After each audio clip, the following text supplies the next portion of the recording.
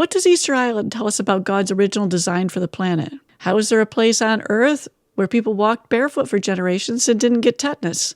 In the 1960s, they studied Easter Island because the airport was coming in and they wanted to study it in detail before it got fully exposed to the modern world. The Canadian-led medical team noticed that horses outnumbered people considerably, and they enriched the soil with their fecal matter. And although people were frequently cutting their feet on the sharp rocks because they walked barefoot, and although they walked across this perfect environment for tetanus, they almost never got tetanus. They found that the soil contained a natural compound made by microorganisms, later called rapamycin, and it was acting as a powerful immunosuppressant and antifungal compound. In other words, the soil itself was protective, and rapamycin doesn't just kill things.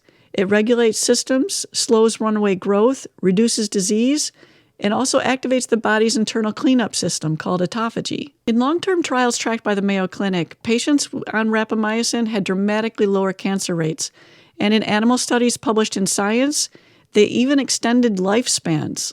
People like to give examples of flawed design in the human body or in nature and try to show that there isn't a God. But disease was not part of the original design. And this planet was once in perfect balance and harmony. The systems of the soil and the human body, all of biology, were perfectly balanced. But that was before the system was broken. This earth was turned upside down, the soil in a chaotic mess. I don't think just Genesis points to a perfect world. I think that all these clues, rightly understood, say the same thing.